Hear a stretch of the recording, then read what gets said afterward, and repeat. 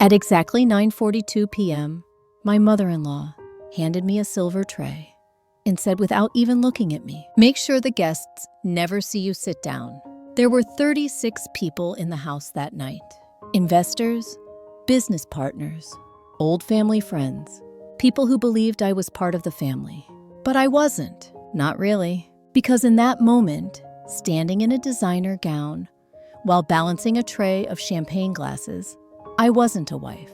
I wasn't a daughter-in-law. I was unpaid staff. And the worst part, my husband watched it happen and said nothing. He just adjusted his cufflinks, smiled at a guest, and pretended he didn't see his wife being treated like hired help in his parents' home. That was the night I decided something very simple. I would never beg them for respect again. I would earn power instead. And when I did, I would make sure they all remembered exactly how they treated me when I had none. But before I tell you how that night ended, or how the same people who once made me serve drinks would eventually stand up when I entered a room, let me ask you something. If you've ever been humiliated by your own family, if someone you loved watched you suffer and stayed silent, would you walk away quietly, or would you wait until the tables turned? If this story feels close to something you've lived through, hit subscribe now, because what happened next isn't just a story about revenge. It's a story about power and how quietly it can grow. My name is Elena Rivera. I'm 32 years old, and 10 years ago, I was the least respected person in my husband's house. Today, I produce music for artists who sell out stadiums. But back then, I couldn't even get permission to sit at the dinner table. I met Christopher Whitmore when I was 23. He was charming in a way that felt effortless. Tall, confident, educated at Stanford, already working at his father's investment firm in Dallas. He noticed me at a small live music showcase in Austin. I was standing behind a mixing console, helping a friend adjust audio levels. Not glamorous, not impressive, just another struggling music graduate trying to stay connected to the industry. He walked up and asked, "Do you actually enjoy doing this? Or is it just a stepping stone?" I answered honestly, "I want to produce music, not just mix it.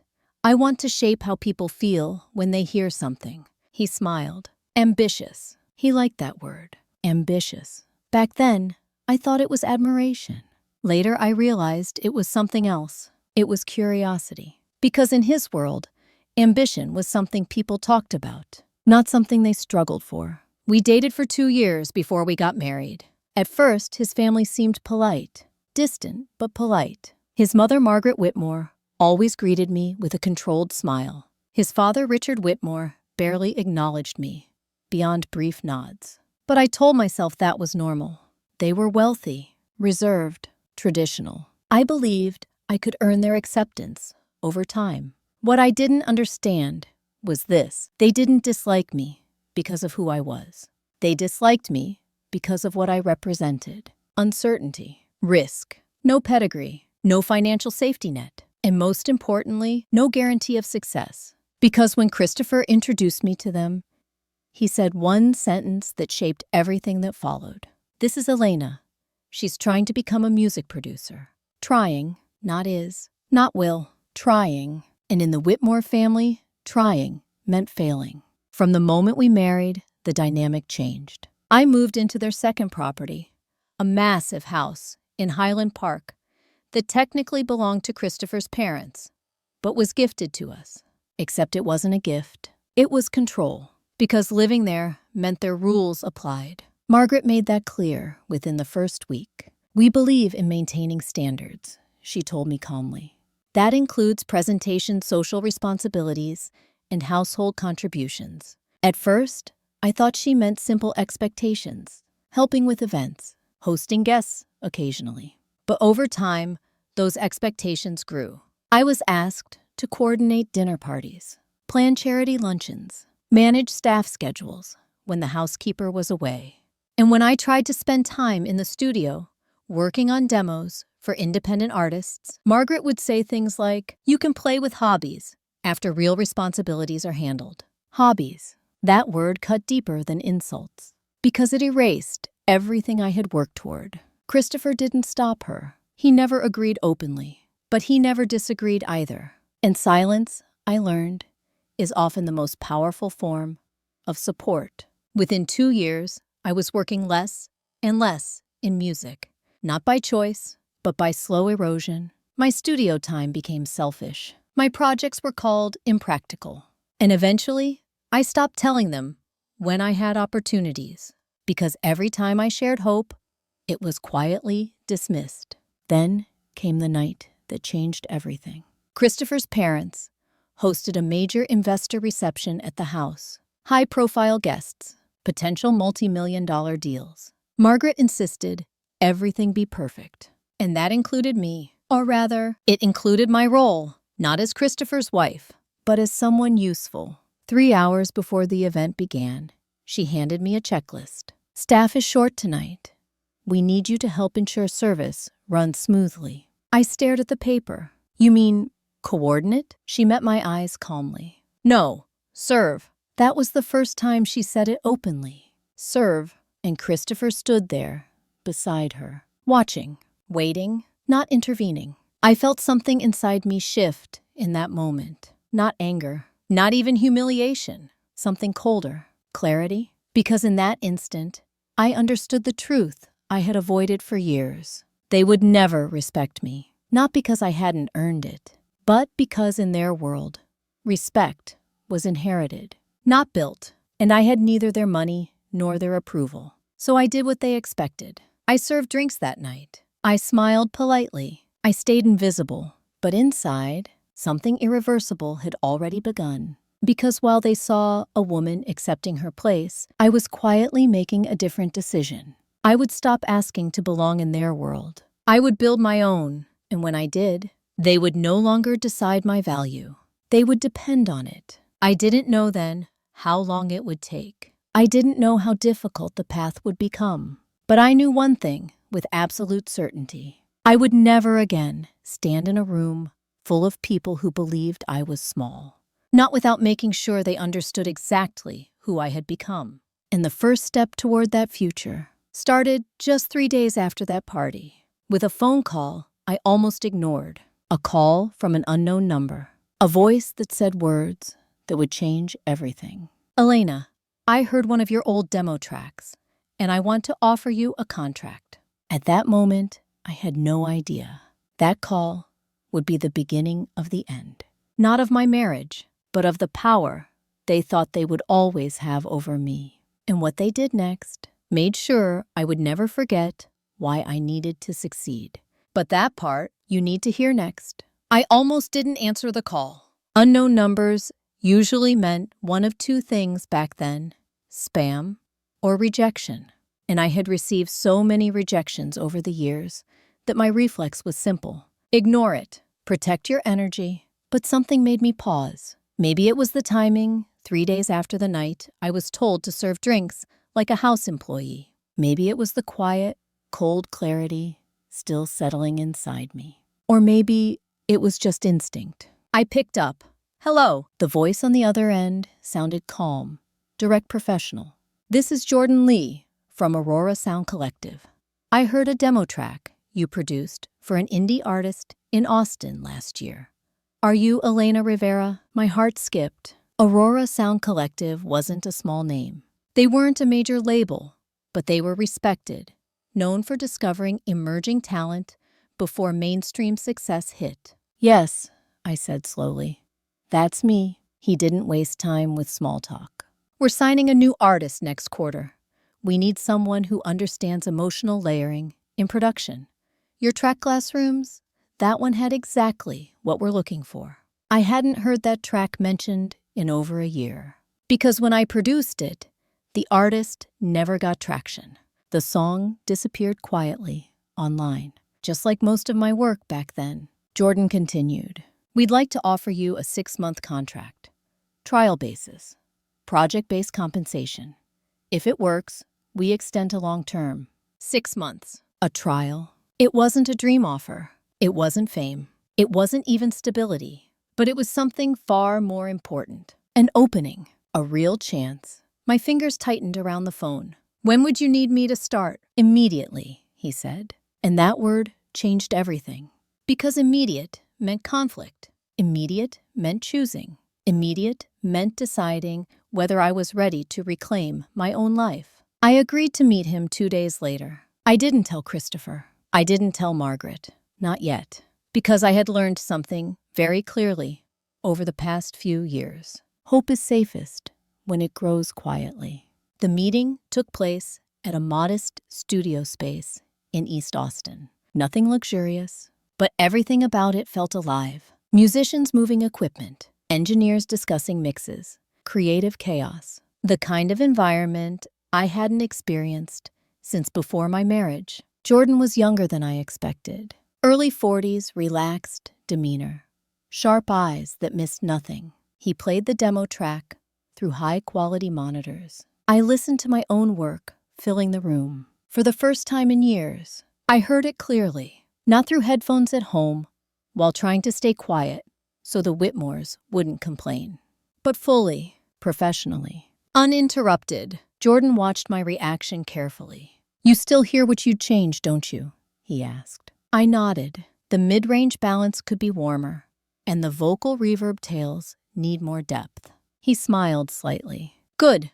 That means you're not stuck in the past." Then he handed me a simple contract. 6 pages, clear terms, no hidden clauses, a modest advance. Royalties if the project succeeded. I read every line slowly, because experience had taught me something important. Power often hides in fine print, but this contract was clean, fair, professional. And when I signed it, I felt something inside me shift. Not dramatically, not emotionally, but firmly, like a door closing behind me and another opening ahead. I drove home that evening with the contract folder resting on the passenger seat. The Whitmore house looked the same as always. Large, impressive, immaculate. But as I walked inside, something felt different. Because for the first time since I had moved there, I carried something that belonged entirely to me. Christopher was in his office, reviewing documents. He glanced up briefly. "You're late," he said casually. "I had an appointment," I replied. He didn't ask what kind. He rarely did. That lack of curiosity had always hurt before. Now it felt like freedom. I went upstairs and placed the contract in a locked drawer. I didn't tell them about it that night or the next day because I needed time to build momentum first before they could attempt to dismantle it. Work began immediately. Long studio hours, creative meetings, late-night revisions. I told Margaret I had taken a part-time consulting project. She responded with mild disapproval, as long as it doesn't interfere with household responsibilities. Household responsibilities. That phrase no longer felt heavy, because now I understood something she didn't. My real responsibility had shifted. It was no longer to their expectations. It was to my own future. Within 6 weeks, the project began gaining attention. The artist, a young singer named Mia Torres, had a voice that carried emotional weight beyond her years. The track we produced together spread quickly through independent streaming platforms. Music blogs began mentioning it. Small industry conversations started forming. Jordan called me into his office one afternoon. "You realize what's happening, right?" he asked. I hesitated. "I think it's gaining traction." He nodded. "More than traction. Labels are already asking who produced this."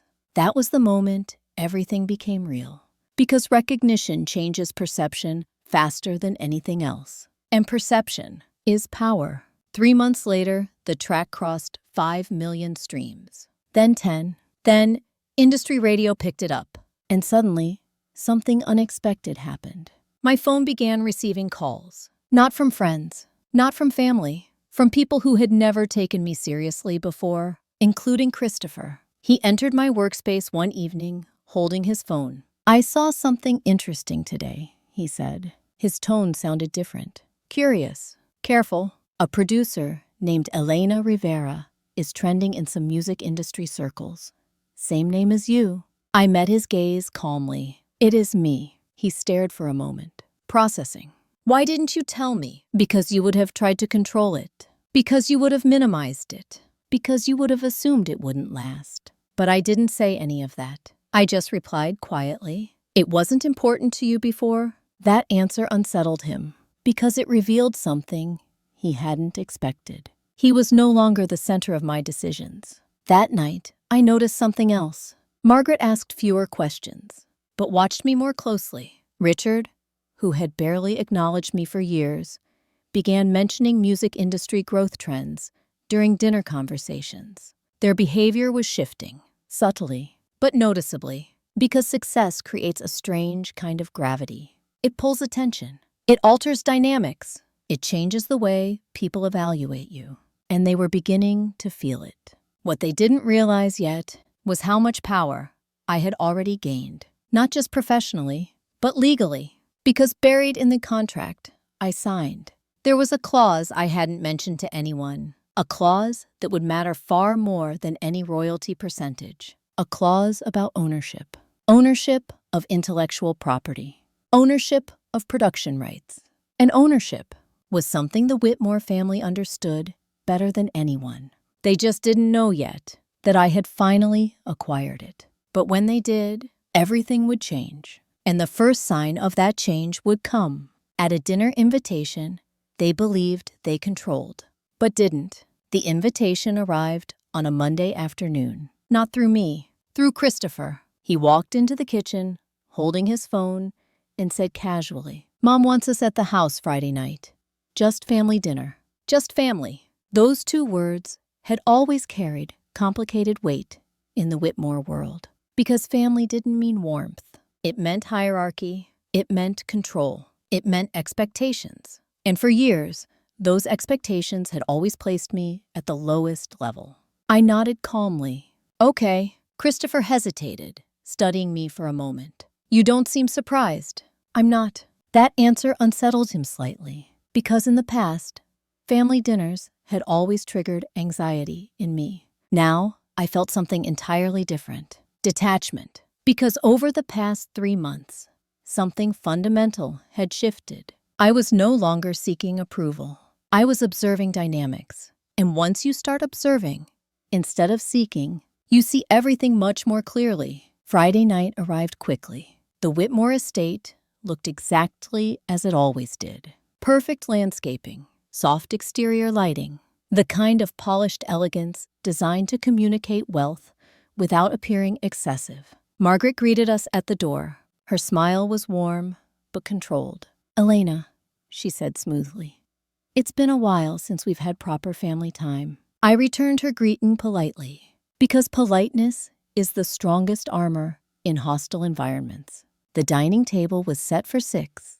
Christopher, his parents, his younger sister, Danielle Whitmore, who had recently returned from New York after a failed startup attempt, and me. Danielle had always been more openly dismissive than the others, less subtle, less restrained, which made her behavior easier to interpret. As soon as we sat down, she leaned back in her chair and said lightly, "So, Elena, I've been hearing things." Her tone sounded almost amused. "About your little music project." Little. That word used to sting. Now, it simply confirmed what I already understood.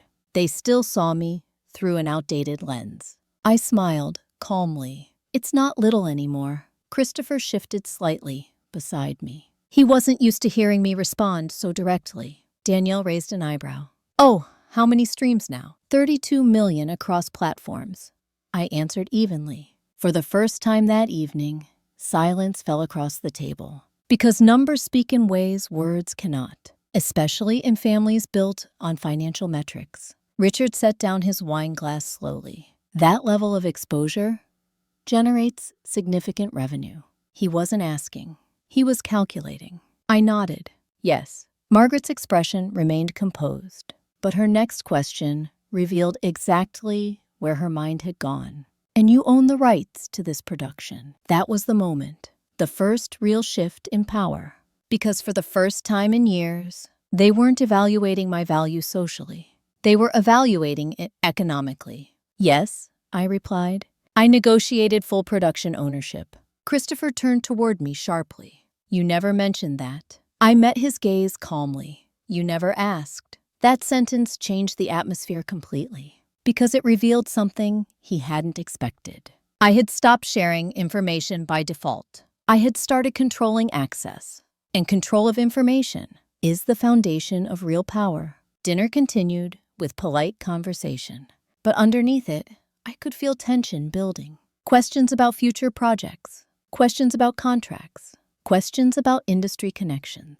Each question framed carefully to sound casual, but all of them had one purpose: assessment. They were reassessing my position, not emotionally, strategically. After dessert, Margaret invited me to stay behind for a quick conversation. Christopher looked surprised. That had never happened before, because until now, Margaret had never considered me worthy of private discussions. We moved into the sitting room. She closed the door gently, and for the first time since I had known her, she spoke to me differently. Her voice softened, her tone respectful. "Elena, you must understand something," she began. "Our family has always valued stability." There it was, the familiar framing, the justification for everything they had done. "For years, we worried your career path lacked predictability." Predictability, a polite word for control. She continued, "But now that you've demonstrated success, we believe it's important to discuss how this aligns with the family's long-term interests." Long-term interests, another coded phrase. It meant integration. It meant control. It meant absorption into their financial ecosystem. I listened quietly, because this was the moment I had anticipated. The moment when they would attempt to reposition me, not out of respect, but out of utility. Margaret folded her hands. "Christopher's father has extensive investment experience. We could help structure your future earnings to ensure maximum growth." There it was, the offer disguised as support, the attempt to bring my independent success under their management, under their control. I met her gaze calmly. "I appreciate the concern." She smiled slightly, believing she had succeeded. Then I added quietly, "But my contracts are already structured." Her smile faded just slightly. "Structured? How?" "Through Aurora's legal team and my own independent counsel." That sentence landed heavily because it meant one thing very clearly. They had no access, no oversight, no influence. For the first time in my marriage, I had built something completely outside their reach. Margaret's posture shifted subtly, not angry, not hostile, but cautious, because now she understood something she hadn't before. I wasn't just succeeding, I was becoming independent. And independence was something the Whitmore family could not control. She nodded slowly. "Well, that's reassuring." But her eyes revealed something else entirely. Concern, because she was beginning to realize something critical. The dynamic they had maintained for years was ending. When I returned to the dining room, Christopher looked at me carefully. "What did she want?" he asked. I answered calmly, "To discuss investments." He laughed slightly. "That means she's impressed." "No," I replied quietly. "That means she's worried." He didn't respond, because he understood exactly what I meant. That night, as we drove home, he remained unusually silent. Finally, he said something that revealed more than he intended. "You've changed." I stared out the window at passing city lights. "No," I said softly. "I've just stopped trying to fit into a place that never accepted me." He gripped the steering wheel tighter, because that statement forced him to confront something he had avoided for years: his silence, his inaction, his role in everything that had happened. And that realization made him uncomfortable. What he didn't know yet was that discomfort would soon become something much more serious, because buried in the legal documents he had never bothered to read carefully, there was another clause. Not in my contracts, in our marriage agreement. A clause his parents had insisted on years ago. A clause designed to protect their wealth. But now, that same clause would protect me. And when it surfaced, it would change not just my place in the family, but my entire relationship with them forever. Because power shifts slowly at first, then all at once.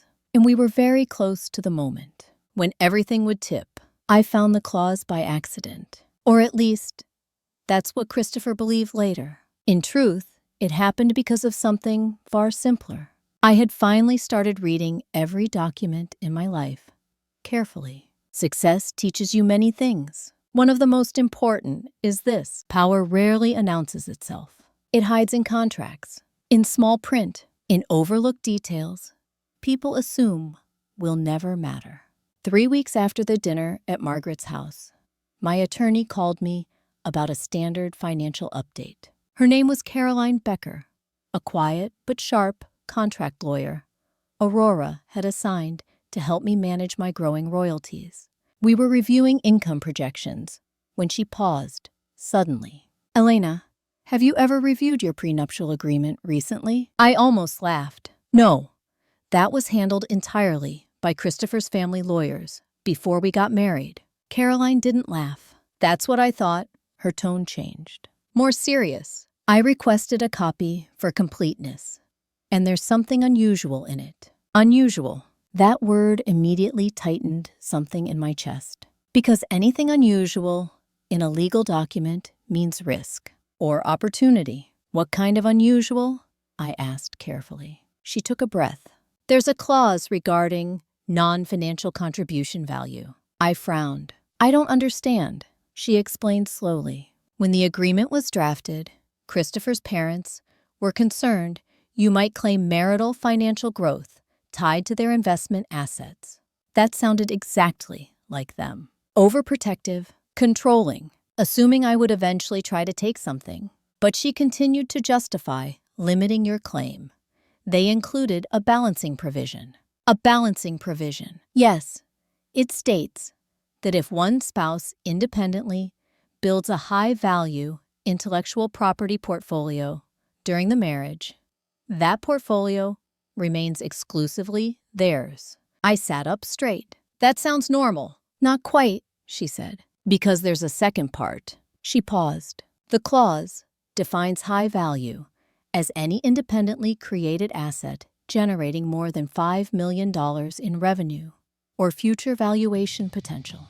My breath caught because I already knew what she was about to say. "Elena," she continued quietly, "your current production rights and contracts are valued well above that threshold." Silence filled the room, because in that moment, something clicked into place.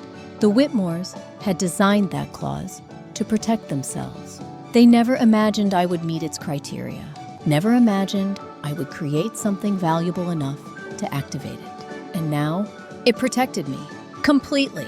Not just my income, but every future project, every royalty stream, every intellectual property, right? Legally untouchable, even in divorce, even in asset disputes, even in inheritance conflicts. I felt something shift inside me. Not excitement, not triumph, something steadier, security. For the first time since I had entered the Whitmore family, I wasn't vulnerable. Caroline's voice softened. "I don't think they expected this clause to ever apply to you." "No," I said quietly. "They didn't. Because in their world, I was always supposed to remain dependent, predictable, limited." This clause revealed something deeper than legal strategy. It revealed their assumptions about me, assumptions they had never questioned. Caroline added, "There's another implication you should understand." "What is it?" "If your intellectual property continues to grow, it could eventually exceed the net value of certain Whitmore family holdings tied to Christopher personally." That sentence changed everything, because it meant something unimaginable just a year earlier. I was no longer financially smaller than them. I was becoming more powerful, and power changes relationships faster than anything else. I thanked Caroline and ended the call. Then I sat quietly for a long time, not thinking about revenge, not thinking about confrontation, just absorbing the reality. The balance had shifted. Legally, irreversibly. That evening, Christopher noticed something immediately. "You seem different," he said. I looked up from my laptop calmly. "In what way?" "Calmer." I almost smiled, because calm is what real security looks like. He watched me carefully. "You've been working nonstop lately. Mom thinks you should slow down." I met his gaze steadily. "I don't take career advice from people who never believed I had one. The words weren't angry, just factual, and that unsettled him more than anger ever could. Because anger can be dismissed. Calm clarity cannot. Over the next few weeks, the changes in the Whitmore household became more visible. Margaret stopped asking me to assist with events. Richard began inviting me into occasional business discussions. Danielle suddenly started texting me articles about women in creative leadership. The shift wasn't kindness, it was recalibration. They were adjusting their behavior to align with my growing value. Because power doesn't create love, it creates respect. And respect was something I had never had in that family until now. Christopher struggled the most because my independence threatened something fundamental, his sense of control. One night, after a particularly tense dinner, he said something revealing. "You don't need to prove anything anymore. You've already succeeded." I looked at him quietly. "I'm not proving anything," I said. "I'm building something." He hesitated. "But you don't need to build it alone." That was the closest he had ever come to admitting something. Fear that he was losing his place in my life. Fear that the balance between us had changed permanently. What he didn't realize yet was how much it already had. Because while he was only now noticing my independence, I had already begun planning the next step. Not in anger, not in revenge, but in protection. Because success without protection is fragile. And I had learned too much to ever be fragile again. 2 days later, I scheduled a private meeting with Caroline. Not about contracts, about strategy. Because there was one more document we needed to review carefully. One more agreement that had been signed years ago. One that Christopher had never thought about since. The Marital Property Protection Amendment. And buried inside that amendment was a timeline clause. A clause that would soon become very important. Because it didn't just protect my current assets. It determined what would happen if I chose to walk away completely. And for the first time since my marriage began, walking away was no longer a threat. It was a real viable option. But what I didn't know yet was that Christopher had already begun making decisions of his own. Decisions driven by insecurity. Decisions driven by pressure from his parents. Decisions that would soon push everything toward an unavoidable confrontation. Because power shifts rarely stay quiet for long. Eventually, someone always reacts. And when they do, the real conflict begins. Christopher tried to sound casual when he brought it up, but I knew him too well to miss the tension in his voice. It happened on a Sunday evening, just after dinner. He poured himself a glass of whiskey, something he only did when he was preparing for difficult conversations. "Elena," he said, leaning against the kitchen counter. "Mom and Dad want to discuss something with you." I didn't look up from my laptop. "What kind of something?" He hesitated. "A business opportunity." That word immediately clarified everything. Because the Whitmores never offered anything without expecting control in return. I closed the laptop slowly. "Go on," Christopher exhaled. "They want to invest in your music production company." The sentence hung in the air between us. Not surprising, but deeply revealing, because it confirmed what I had already sensed for weeks. They were no longer trying to dismiss my success. They were trying to absorb it. "What exactly do they mean by invest?" I asked calmly. "They want to create a joint venture," he said quickly. "Provide capital infrastructure connections. In exchange, they'd hold a minority stake." Minority, another carefully chosen word. Because in Whitmore, language minority never truly meant lack of influence. It meant indirect control. Influence through legal positioning. I watched him quietly. "And you support this?" He didn't answer immediately, which told me everything. "I think," he said finally, "it would secure your long-term stability." Stability. The same word Margaret had used for years. The same justification for every attempt to limit my independence. Or, I replied evenly, it would give them access to something they never believed I could build on my own. Christopher flinched slightly. "Why do you assume the worst?" "Because I've learned from experience." Silence stretched between us. "Not hostile, just honest." He rubbed the back of his neck. "They're not trying to control you. I met his eyes. They always have. That statement landed heavily because it forced him to confront something he had avoided for years. The truth about his parents' behavior and his role in allowing it. He set his glass down with more force than necessary. So what are you saying?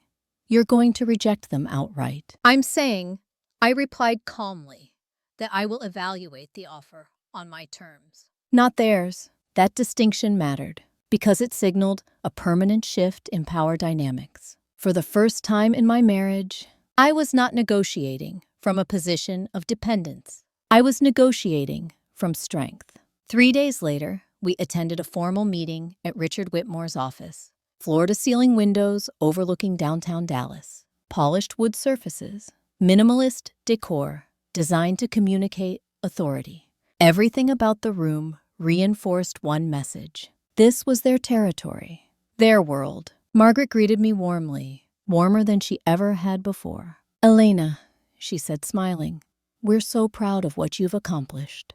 The words sounded supportive, but the timing revealed their true purpose. Praise often arrives when someone wants something from you. Richard presented the proposal.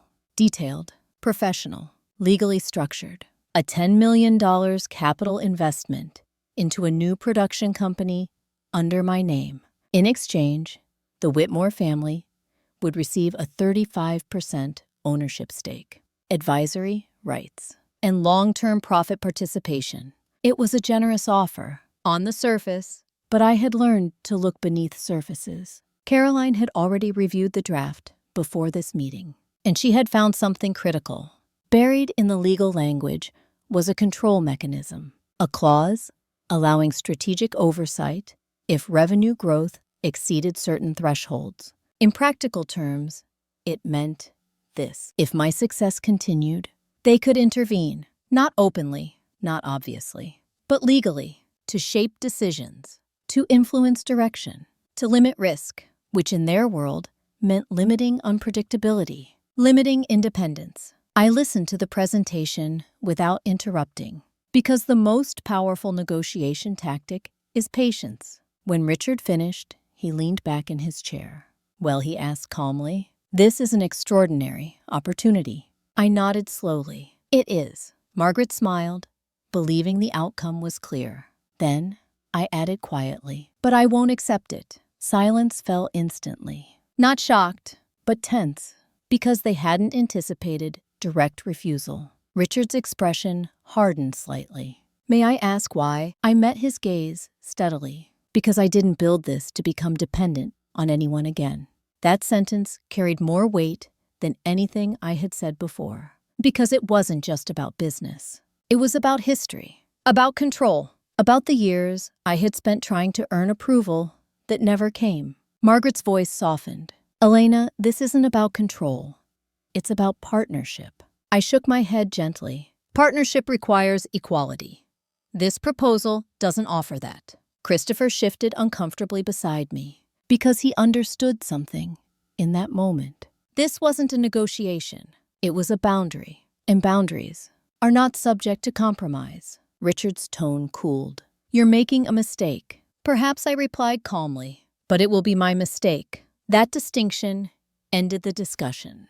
Because for the first time since joining the Whitmore family, I had chosen autonomy over acceptance. And they couldn't stop me. As we left the office, Christopher remained silent until we reached the car. Then he said quietly, "You didn't have to humiliate them like that." I turned toward him slowly. "They humiliated me for years." He didn't respond because he knew it was true. That night, something changed between us permanently. Not dramatically, not explosively, just quietly, like a structural shift beneath the surface. Because power imbalances don't disappear easily. They resist, they push back, and when control is threatened, people react in ways they never imagined they would. What I didn't know yet was that the Whitmores would not accept my refusal quietly. They would not confront me openly. They would do something far more strategic, something subtle, something legal. Because 2 weeks after that meeting, Christopher signed a document without telling me, a document his parents had prepared, one that would attempt to reclaim the control They believed they were losing. And when I discovered it, everything would move from tension to open conflict. Because there is one rule powerful families always follow. If they can't own your success, they will try to limit your independence. But this time, they had underestimated me, and their next move would ensure they never did again. I didn't discover the document immediately. Christopher was careful, not deceptive in an obvious way, but quiet, strategic, the way someone behaves when they believe they're protecting something important. It surfaced 3 weeks after the meeting at Richard's office. On a Tuesday morning, at exactly 8:16 a.m., my phone buzzed with a notification from Caroline. "Call me as soon as possible. It's urgent." Her tone in the text was different from usual. No punctuation, no formal phrasing, just urgency. I called her immediately. "What happened?" I asked. She didn't waste time. "Elena Christopher signed a post-nuptial amendment last week." My stomach tightened. "A what?" "A post-nuptial agreement revision, filed through Whitmore and Hale Legal Services." Whitmore and Hale, his family's law firm, which meant one thing: his parents had orchestrated it. "What does it say?" I asked quietly. Caroline paused for a moment before answering. "It attempts to redefine marital intellectual property as shared future earnings, if developed during the marriage." Silence filled the space between us, because I understood immediately what that meant. They were trying to override the original prenuptial clause, trying to recapture control over my growing production empire by reframing it as marital income, not independent property. "But that clause was already locked in," I said. "Yes," Caroline replied, "and that's why this is serious." She took a breath. "The amendment would only apply if you consented to it." I frowned. "I never signed anything." "That's the issue," she said. "They included a procedural loophole." My pulse quickened. "What loophole?" The document was structured as a financial planning update rather than an asset redistribution agreement, meaning it was filed under joint household financial restructuring. Christopher signed on behalf of Marital Management Authority. My hands tightened around the phone. "Is that legal?" "Technically, yes, but only until challenged. Because marital financial authority is often shared, and many spouses never question routine filings. But in this case, the intent was clear. They were trying to create legal ambiguity, enough to delay, enough to complicate, enough to weaken my independent claim." Caroline's voice softened. "Elena, this doesn't take effect automatically, but it creates a legal dispute risk." A dispute risk. In Whitmore language, that meant something very specific. Pressure, litigation threats, negotiation leverage, control through legal complexity. For years, that had been their strongest weapon. But this time, I wasn't unprepared. "What are our options?" I asked calmly. Her response came without hesitation. "We challenge it immediately." "How?" "By proving it was executed without informed consent, in conflicts with the original prenup's protective clause." I nodded slowly. "And if we don't, then they can attempt to claim partial rights to your future earnings." Future earnings, not current assets, but everything I would build from this point forward. That was their strategy. They knew they couldn't touch what I already owned, so they tried to secure control over what came next. It was clever, calculated, and deeply revealing, because it showed something I had suspected for months. They didn't trust me. They didn't respect me. They feared losing control. And fear makes powerful people reckless. I ended the call and sat quietly for several minutes. Not angry, not shocked, just processing. Because this wasn't just a legal maneuver. It was a personal one. Christopher had signed it, without telling me, without discussing it, without considering what it would mean. That betrayal cut deeper than anything his parents had ever done.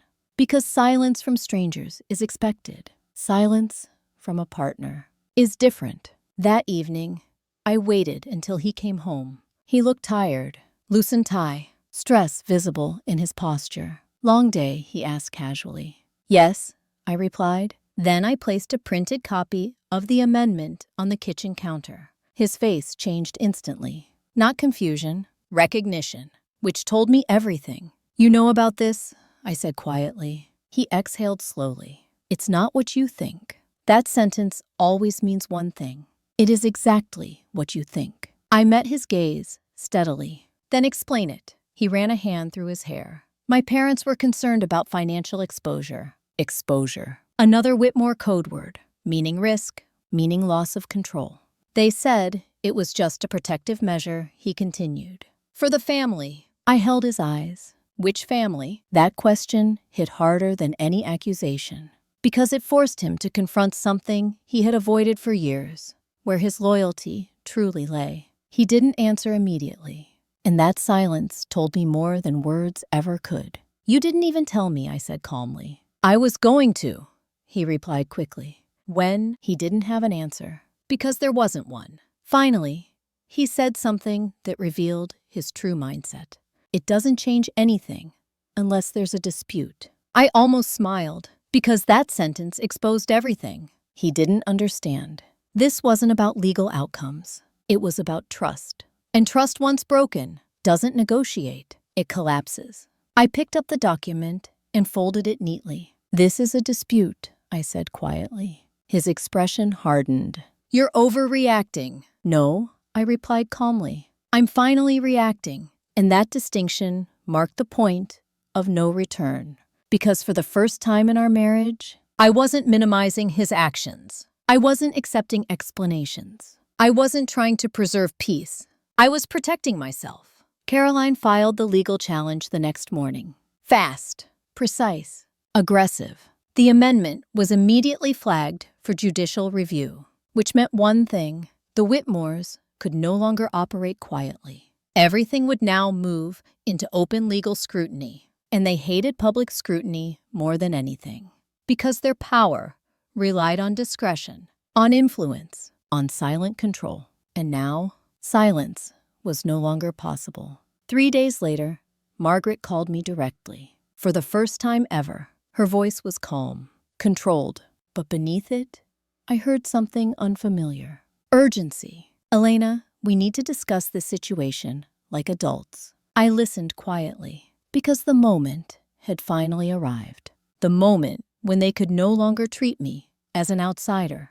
They had to engage me as an equal, because now I had something they couldn't ignore. Legal leverage and power, real power. What she said next would determine everything that followed. Because she didn't threaten me, she didn't accuse me. She made an offer that would force me to decide something much harder than winning a legal battle. It would force me to decide whether I still wanted to remain part of the Whitmore family at all. And that question was far more complicated than any contract clause. Margaret didn't raise her voice when she called. She didn't threaten. She didn't even sound angry. Her tone was calm, measured, almost careful. Elena, she said, we need to talk privately. Not with Christopher, not with lawyers, just us. And that alone told me something important. She understood this was no longer a legal problem. It was a power problem. And power problems are always personal. We met the next afternoon at a quiet, private dining room inside a hotel restaurant downtown. Neutral territory, no Whitmore office, no family home, because she knew I would no longer enter their spaces as someone subordinate. When she walked in, I noticed something immediately. She looked older than I remembered. Not physically, emotionally, because control requires energy, and she was losing control. Elena, she said softly, as she sat down, I never wanted it to reach this point. I didn't respond right away, because I needed her to speak fully, to reveal everything she truly believed. She folded her hands on the table. You have to understand, we were never against you personally. I met her eyes. You were against uncertainty. She nodded slowly. Yes, that honesty surprised me, because for years she had hidden behind polite language. Now she spoke plainly. In our world, she continued, predictability is survival. We built everything by controlling risk. Her gaze held mine. And you represented risk, not failure, not weakness. Risk. That distinction mattered, because it revealed something deeper. They never underestimated my intelligence. They feared my unpredictability. You were unpredictable, she said quietly. You didn't come from our system. You didn't think like us. We couldn't anticipate your decisions. I leaned back slightly. So you tried to limit me. Yes, no hesitation, no denial, just truth. Because now, that power had shifted. She no longer needed to pretend. She continued softly. When Christopher signed that amendment, it wasn't meant to hurt you. I almost smiled. It was meant to protect you. Protect me from what? From becoming untethered. Untethered. A polite word for independent. A dangerous word in families built on hierarchy. Margaret's voice lowered. You have no idea what happens to people who leave structures like ours. They lose support. They lose stability. They lose protection. I understood then. She wasn't just speaking about me. She was speaking about her own life. Because Margaret Whitmore had spent 40 years inside a system she never questioned. A system where loyalty and control were the same thing. And leaving was unthinkable. Elena, she said quietly, we were trying to keep you inside the family. Inside the family. Not inside love, not inside trust. Inside control. And that was the moment I realized something irreversible. We were speaking two completely different languages. To her, security meant belonging to a system. To me, security now meant autonomy. And those two things could never coexist. I don't want to be kept, I said calmly. I want to be respected. Silence settled between us. Because she finally understood. This was not a negotiation. This was a boundary. She exhaled slowly. Then, you must also understand something else. Her voice softened even further. If you continue down this path, Christopher will have to choose. There it was. The real issue. Not contracts. Not money. Loyalty. Because in powerful families, loyalty is the ultimate currency. And Christopher had been living between two worlds for years. His parents' expectations and his marriage. Now he could no longer balance both. He already chose, I said quietly. Margaret's eyes flickered. When he signed that document, that sentence landed heavily. Because she knew it was true. She had orchestrated the legal move, but Christopher had executed it. And execution is what defines loyalty. She looked down for a moment, then said something I never expected. Christopher is afraid. That surprised me more than anything else she had said. Afraid of what I asked, of losing you. Her words were quiet, honest. He never imagined you would outgrow him. Outgrow, not leave, not reject. Outgrow. Because growth changes relationships, sometimes irreversibly. Margaret met my eyes again. He doesn't know how to exist in a world where you don't need him. That was the most accurate thing she had ever said. Because for years, our marriage had been built on imbalance. His stability, my dependence. And now that imbalance was gone, which meant the foundation of our marriage was gone too. We sat in silence for a long moment. Then she said the final words that ended everything. Elena, if you pursue this legal challenge fully, there will be no way to restore what existed before. I nodded slowly. I know, and you're willing to accept that. I looked at her calmly. What existed before was not a marriage. It was control. Her eyes filled with something I had never seen in her before. Not anger, not pride, something close to regret. But regret cannot undo history, and it cannot rebuild trust.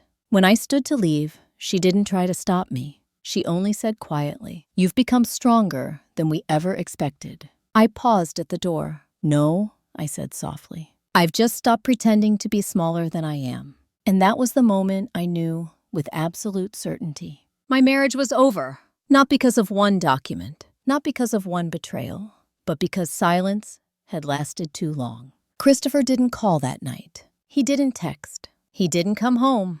And that silence said more than any argument ever could. Because silence is how people communicate when they already know the truth. He knew. I knew. The relationship we once had no longer existed. What I didn't know yet was that Christopher would make one final decision. Not legal, not strategic, personal. A decision that would force us into one last confrontation. A confrontation that would happen in the most public way possible. Because some endings don't happen quietly. Some endings require an audience, and ours was about to become impossible to ignore. Christopher didn't call for 3 days. No texts, no explanations, just silence. And in a strange way, that silence felt honest. Because after years of polite avoidance, it was the first time he wasn't pretending everything was fine. I focused on work instead. Long studio hours, new artist meetings, contract negotiations. Because when personal foundations collapse, structure becomes essential. Routine keeps you steady when emotions threaten to destabilize you. On the 4th morning, everything changed. At 7:03 a.m., my phone exploded with notifications, texts, missed calls, emails, social media alerts. At first, I assumed something had happened with a new track release. But when I opened the first message from Jordan, my heart dropped. "Elena, have you seen what's circulating online?" I clicked the link he sent, and there it was, a public announcement posted by Christopher on his professional LinkedIn profile. It read, "After years of supporting my wife's creative pursuits, I'm proud to share that the Whitmore family has played a key role in helping build the foundation behind Elena Rivera's recent success in the music industry." I stared at the screen, reading it again and again, because the words were carefully crafted. Not obviously false, but deeply misleading. Supporting my wife's creative pursuits, helping build the foundation. Key role. It reframed everything. It implied something that wasn't true, that my success had been nurtured, encouraged, supported by his family, when in reality, they had spent years minimizing it, restricting it, dismissing it. My phone buzzed again, this time from Danielle. "Wow, didn't realize you were planning to tell the world. Our family helped you so much." Her message included a screenshot of the post. It already had hundreds of reactions. Industry professionals, investors, family acquaintances, all congratulating Christopher, all praising the Whitmores for their support. I felt something cold settle inside me. Not anger, not shock, recognition, because this wasn't about pride. It was about narrative control. Christopher wasn't trying to repair our relationship. He was trying to reclaim public influence by rewriting the story, by positioning himself and his family as contributors to my success. Because in their world, perception is power, and if they could shape the narrative, they could preserve their reputation, their status, their sense of control. Jordan called immediately. "Do you want us to respond?" he asked. "No," I said calmly. "Not yet," because reacting emotionally would only strengthen their position. The most powerful responses are strategic, not immediate. I spent the next hour reviewing the post carefully. Every word, every implication. And then I saw something else. Christopher had tagged Aurora Sound Collective, tagged several artists I worked with, tagged industry partners. He wasn't just making a personal statement. He was embedding his narrative into professional networks, which meant one thing: he was trying to establish public association, to create the impression that the Whitmore family had been instrumental in my career. And that was dangerous, because in the music industry, perception affects contracts, negotiations, credibility. If partners believed my success was tied to external financial backing, they might question my independence, my authority, my negotiating position. Christopher knew that, and that meant this was not a careless post. It was a calculated move. I called Caroline immediately. Her voice was calm. "We can address this," she said. "How?" "By establishing a documented public record. A public record, not an emotional rebuttal, not an argument, evidence." She continued, "You have emails, contracts, timeline documentation showing no financial support from the Whitmore family." "Yes, and you have legal protection under the prenup clause." I understood immediately. This wasn't just a reputation issue. It was a legal boundary issue, because his post implied involvement that did not exist, and that implication could affect ownership perceptions, which meant it crossed into legal territory. Misrepresentation. Caroline's tone remained steady. "The best approach is to respond with facts. calmly, professionally. No accusations, no personal details, just documentation. Because truth is most powerful when it speaks quietly. By midday, the post had reached thousands of views. Industry blogs had begun referencing it. Some even speculated about potential Whitmore investment involvement. That was the moment I knew silence was no longer an option. But neither was confrontation. I drafted a short statement, clear, precise, emotionally neutral. It read, "I'm grateful for everyone who has supported my journey. For clarity, my music production work has been independently developed and financed through Aurora Sound Collective and my own contractual agreements since inception. All creative and financial rights remain solely under my ownership. No blame, no mention of Christopher, no personal details, just facts." I posted it quietly on my professional channels. Then I waited. Within hours, the response shifted dramatically. Industry professionals shared my statement. Aurora publicly confirmed their independent partnership. Jordan posted a brief note supporting my ownership. And slowly, Christopher's narrative lost traction. Not because I attacked him, but because I clarified reality. Truth doesn't need to shout. It just needs to exist. That evening, Christopher finally called. His voice sounded strained. "You embarrassed me." I listened quietly. "You forced me to correct a false implication," I replied calmly. "It wasn't false," he insisted. "We supported you." "How?" I asked softly. Silence. Because he couldn't answer. He knew the truth. His parents knew the truth. And now, the public record reflected it. "You didn't have to make it public," he said finally. "You made it public first." That sentence ended the argument, because it revealed something he hadn't considered. When you take control of a narrative publicly, you lose the ability to keep the response private. He exhaled heavily. "You're destroying everything."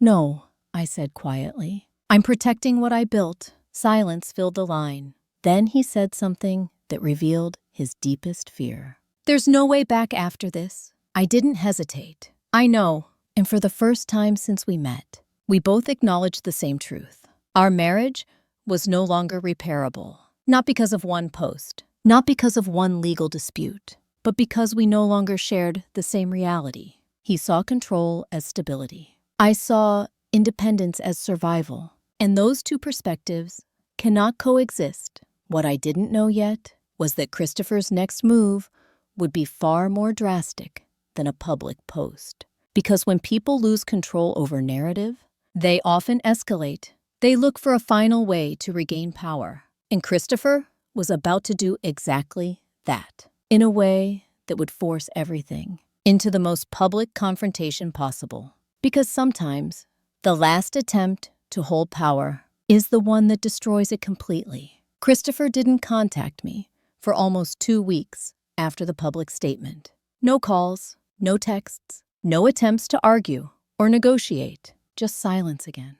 But this time, the silence felt different. It wasn't avoidance, it was preparation. I could feel it, the way you feel a storm forming before the sky darkens. It came on a Thursday afternoon. At 2:41 p.m., an email arrived in my professional inbox. From Christopher. Subject line, formal notice, Whitmore Foundation, anniversary, gala. I opened it slowly. The message was short, direct, cold. Elena, as you are still legally married to me, you are formally invited to attend the Whitmore Foundation's 25th anniversary gala on November 12th at the Dallas Grand Ballroom. Your attendance is expected due to public association and reputational considerations. Christopher Whitmore. Expected, not requested, not invited. Expected, that word revealed everything. Because it wasn't a social invitation. It was a strategic move. The Whitmore Foundation Gala was not just a family event. It was one of the most public high-profile gatherings in Dallas. Business leaders, investors, media coverage, philanthropic donors, political figures, a stage. And Christopher was positioning me on that stage, not to reconcile, but to control perception. Because after the public narrative conflict, the Whitmores needed a visible display of unity. a performance. If I attended quietly, smiling beside him, it would signal to everyone that everything was resolved, that his version of events was valid, that the family remained intact. If I refused to attend, he could portray me as unstable, uncooperative, unprofessional. Either way, he believed he controlled the outcome. I forwarded the email to Caroline immediately. Her reply came within minutes. This is not a social invitation. It's a legal positioning move. I knew she was right, because public appearances between spouses can affect divorce negotiations. They influence perception of marital status. They can be used to argue ongoing partnership. This is a trap, I said when she called. Yes, she agreed. But it's also an opportunity. An opportunity. That word shifted my thinking instantly. How? Because if they want public visibility, she said calmly, they're exposing themselves to public accountability. I understood. Public stages work both ways. They amplify narratives, but they also amplify truth.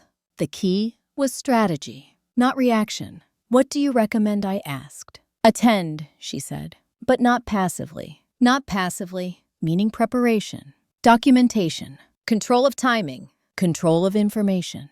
Because if Christopher intended to use the gala to shape public perception, I could use it to establish reality, but only if I was precise, calculated, and emotionally controlled. That evening, Jordan came to the studio. He sat across from me, concern visible in his eyes. You don't have to go, he said quietly. I know, but you're considering it. Yes, he sighed.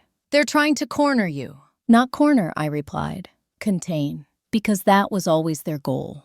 To place me inside a narrative they could manage. To limit unpredictability. But unpredictability had become my greatest strength. Jordan leaned forward. If you go, what's your plan? I held his gaze steadily. To tell the truth, he shook his head slightly. That's dangerous. Yes, I agreed. But silence is more dangerous, because silence allows others to write your story. And I had lived too many years inside someone else's narrative. Not anymore. 2 days later, Caroline confirmed something critical. Christopher had scheduled a major announcement during the gala, a foundation expansion initiative. And according to internal documentation, he intended to publicly reference family unity and shared contributions, which meant one thing: he planned to present us as a stable partnership, to reinforce his narrative, to regain control. But he had overlooked something essential. He assumed I would react emotionally, withdraw, or comply quietly. He didn't expect strategy. He didn't expect documentation. He didn't expect preparation. On the Monday before the gala, Caroline finalized our legal timeline summary. Every contract, every financial record, every communication showing lack of Whitmore's support. Every attempt at control, organized, verified, ready, not for litigation, but for credibility, because credibility wins public conflicts. Not volume, not emotion, truth backed by evidence. The night before the event, I stood alone in my apartment, looking at the formal invitation on the table. For a moment, I felt something unexpected. Not fear, not anger, grief, because 10 years earlier, I would have attended this gala as Christopher's proud partner, believing we were building a future together. Now, I was preparing to confront him publicly, to dismantle the illusion that had once defined my life. Growth often comes with loss, even when that loss is necessary. I took a deep breath and made my final decision. I would attend, not as a wife seeking reconciliation, not as a guest seeking approval, but as an independent professional protecting her truth. The morning of the gala, my phone buzzed with a message from Danielle. Just one line. Are you really planning to embarrass the family tonight? I stared at the screen for a moment, then typed a single reply. I'm planning to tell the truth, because truth is not embarrassment. It only feels that way to people who built their power on silence. What I didn't know yet was that Christopher had prepared something else, something far more aggressive than a public speech. Because while I had gathered evidence, he had gathered something too, something he believed would force me into submission. something he intended to reveal in front of everyone. And when that moment came, the entire room would hold its breath. Because sometimes the most dangerous battles happen under chandeliers, with cameras watching and no way to hide. The Whitmore Gala was about to become more than a social event. It was about to become a reckoning. At 7:12 p.m., I stepped out of the car in front of the Dallas Grand Ballroom. The air was cool, sharp, the kind of November evening that makes every sound feel clearer.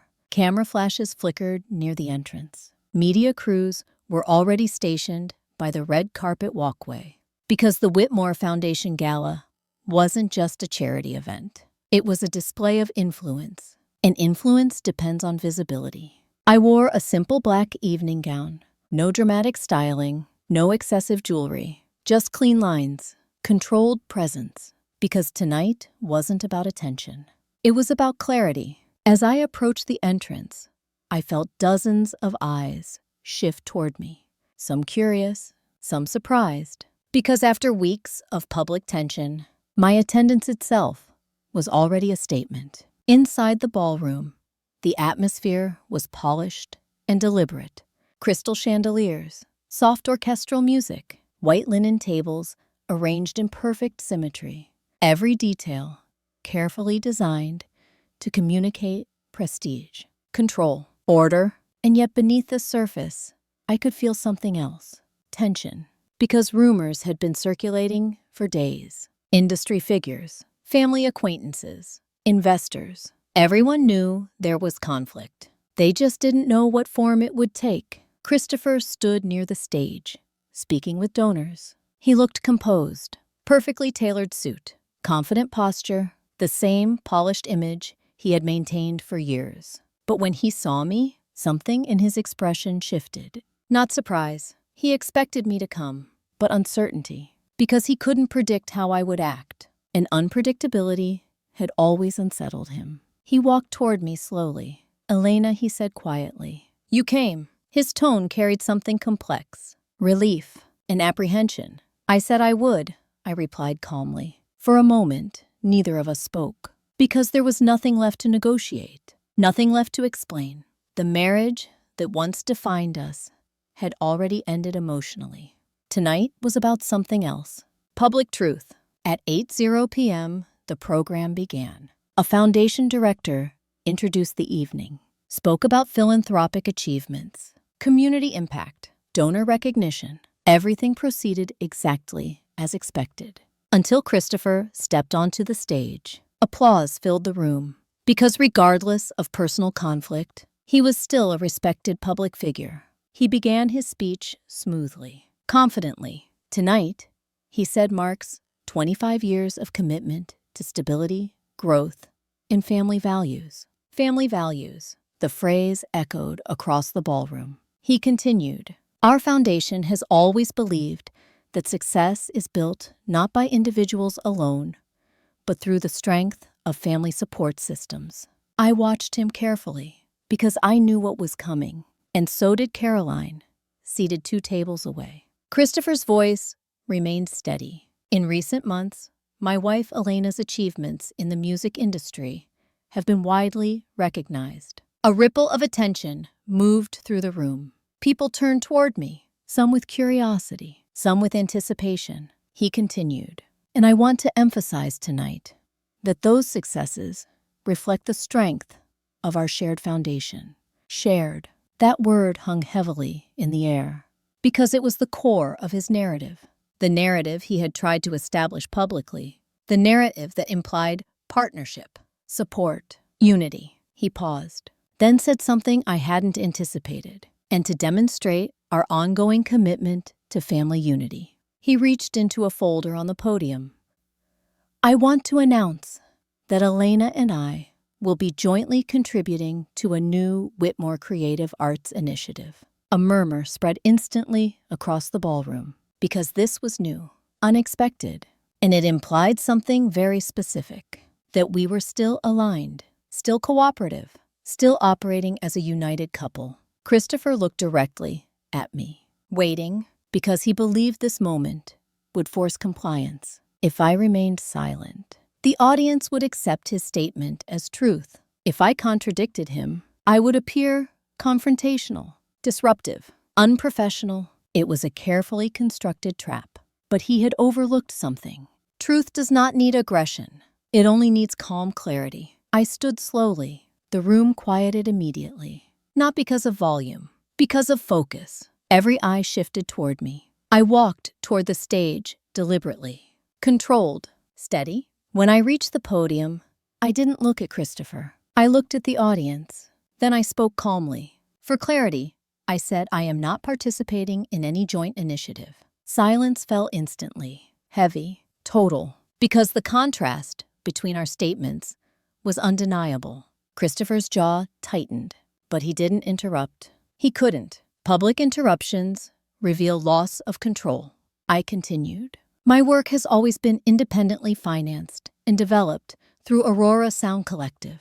My voice remained even. No accusation, no emotion, just facts. I respect the Foundation's contributions to the community, I added. But it is important to ensure that public statements accurately reflect reality. The words landed precisely because they weren't personal attacks. They were corrections, professional, measured, unarguable. Christopher stepped forward slightly. Elena, he said, quietly, into the microphone. This isn't the place for legal disputes. I turned toward him calmly. This isn't a legal dispute, I replied. It's a factual clarification. The distinction was devastating because it removed the conversation from emotional territory into objective territory where his narrative had no support.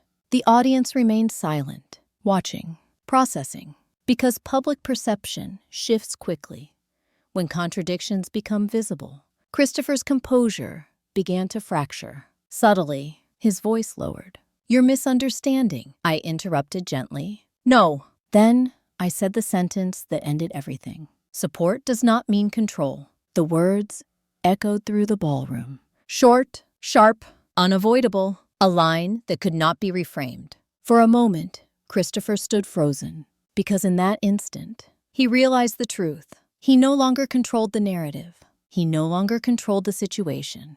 And most importantly, he no longer controlled me. Applause didn't follow, because this wasn't a victory moment. It was a recognition moment, a realization that a carefully constructed public illusion had just collapsed, quietly, completely. I stepped away from the podium, returned to my table, and sat down calmly. Christopher remained on stage, silent, for several seconds, before the Foundation director hurried forward to close the program.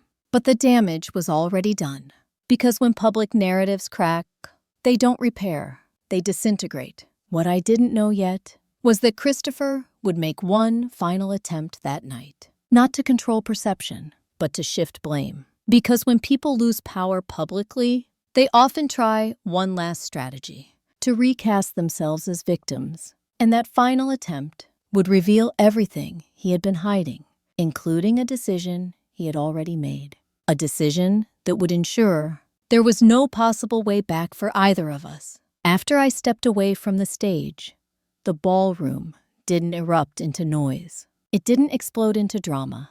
Instead, something far more powerful happened. Silence. A dense, uncomfortable silence that moved through the room like a slow wave, because everyone understood what they had just witnessed. Not a scandal, not an emotional argument, but a collapse of credibility. And credibility, once broken publicly, is almost impossible to restore. Christopher remained on stage longer than he should have, his posture stiff, his hands gripping the edge of the podium, trying to recover composure, trying to find words that could reframe what had just happened. But there are moments when language fails, when reality speaks louder than anything you can say.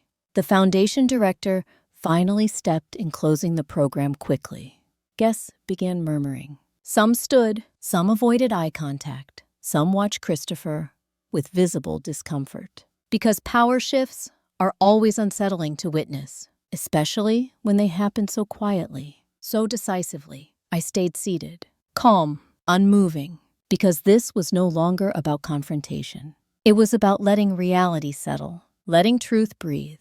Christopher walked off stage slowly. His expression was no longer polished. It wasn't anger. It was something deeper, disorientation. Because for the first time in his life, he had lost control in public. He walked toward me, stopped 2 feet away. "Elena," he said quietly, "you've humiliated me." I met his eyes steadily. "No," I replied calmly. "You humiliated yourself by trying to rewrite the truth." His jaw tightened. "You could have handled this privately. You made it public." That simple statement cut through every defense, because it forced him to face the sequence of events. He chose the stage. He chose the narrative. He chose the confrontation. And now he had to accept the outcome. He exhaled sharply. "You've destroyed my reputation." "No," I said softly. "I removed the illusion."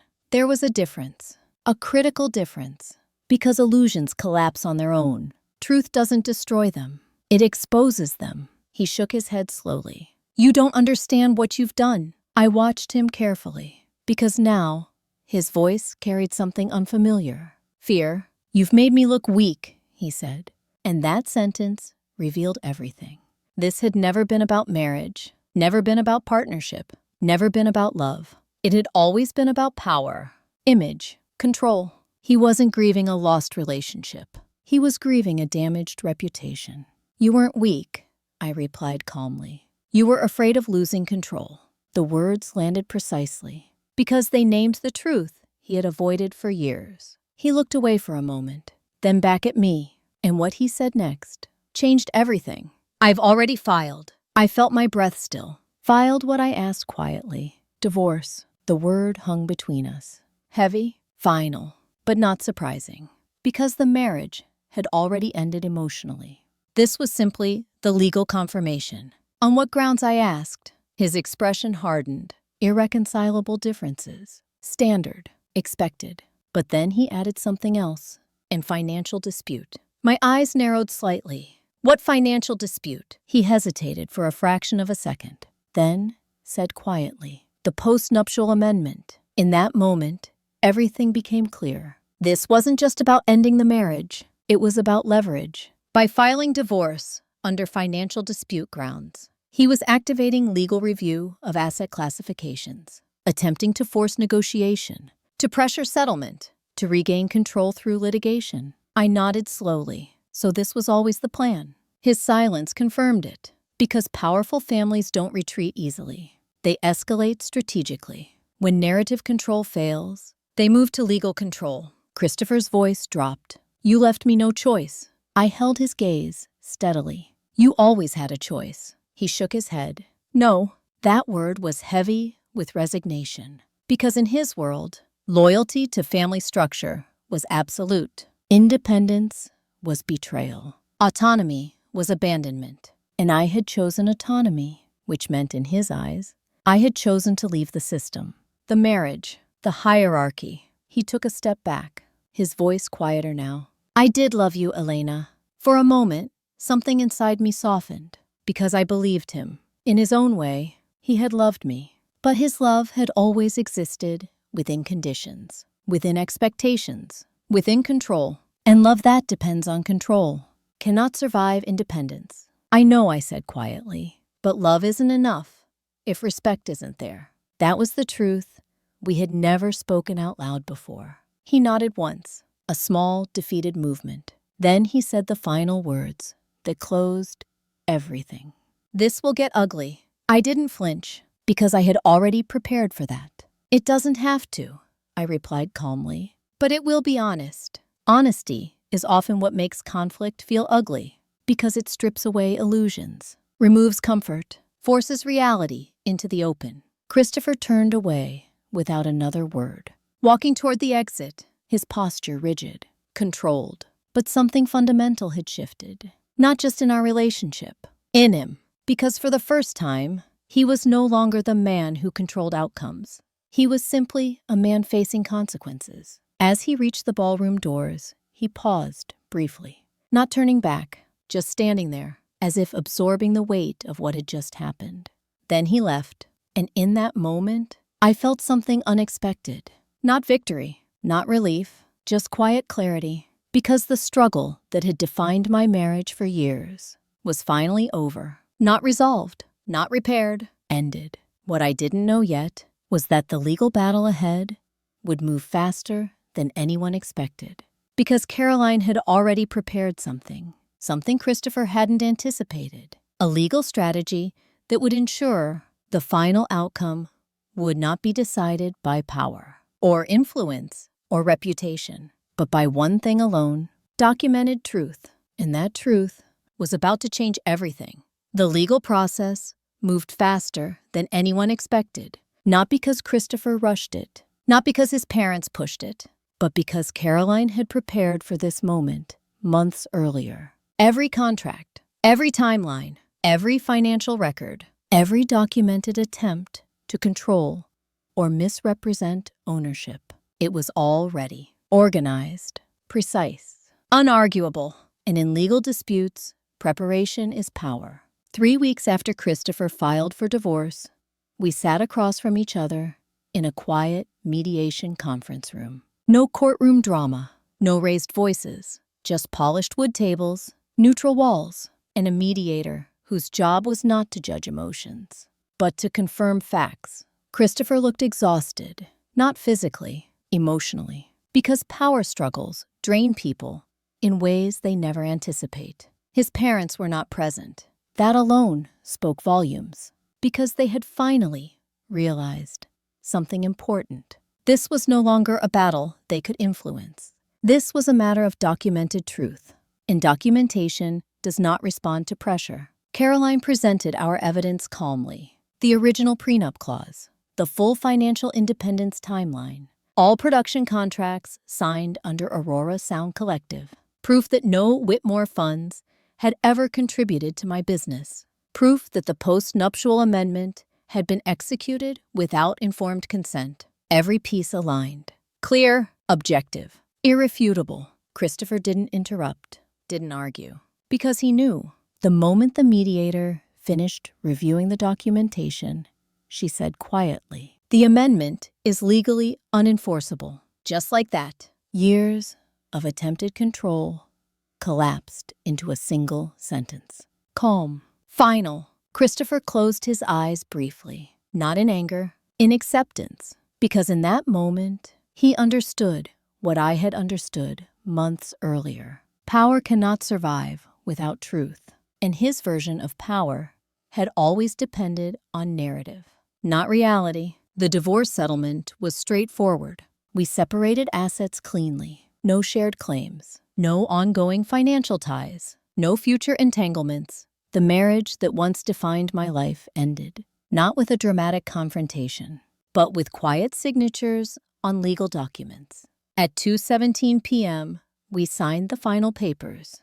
The mediator shook both our hands. And just like that, 10 years of marriage ended. Christopher didn't speak immediately after signing. He sat there for a moment, staring at the table. Then he said quietly, "I thought stability meant control." His voice carried no bitterness now, only reflection. I was wrong. I didn't respond right away, because some realizations deserve silence. He continued softly, "You were never trying to leave me." He finally looked up.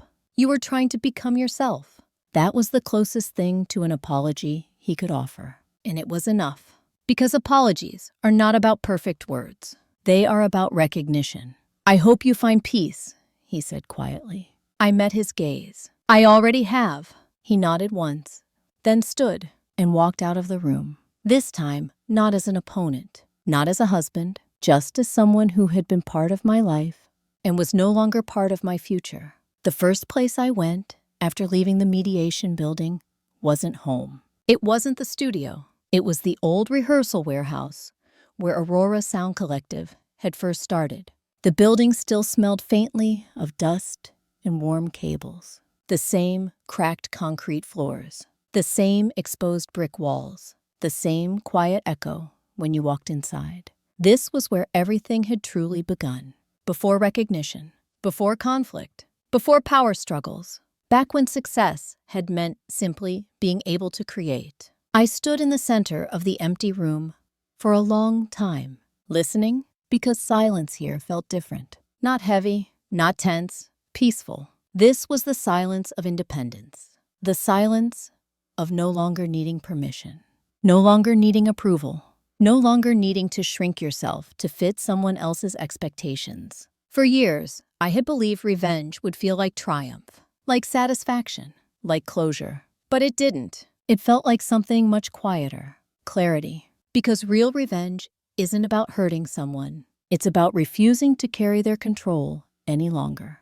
There's a line I once heard early in my career: success isn't proving people wrong. It's proving you never needed their permission. That line had stayed with me for years, and now I finally understood it completely. A month later, Aurora Sound Collective signed its largest artist development contract to date, a $22 million production partnership, fully independent, fully controlled, built entirely on my own work. No family backing, no external influence, just skill, strategy, and persistence. That night, I sat alone in my apartment. No celebration, no dramatic moment, just quiet. The kind of quiet that feels steady, like standing on solid ground after years of instability. My phone buzzed once. A message from an unknown number. Just 2 words. Proud of you. No signature, but I recognized the tone. Margaret. I didn't reply. Not out of anger, not out of resentment, but because some relationships don't need continuation. They only need distance. Distance is not punishment. Sometimes it's peace. Before going to bed, I checked one last thing. The original demo file from years ago. The first track I had ever produced. Recorded on a cheap microphone. Edited on outdated software. Full of imperfections. But honest, unpolished, real. I played it quietly through my speakers. And for the first time, I didn't hear the voice of doubt that once followed me everywhere. I didn't hear Christopher's hesitation, or Margaret's criticism, or Richard's dismissal. I only heard my own voice. Steady, clear, uncompromised. And that was the real ending. Not the divorce, not the public confrontation, not the legal victory. The real ending was this: I no longer needed anyone's approval to exist fully.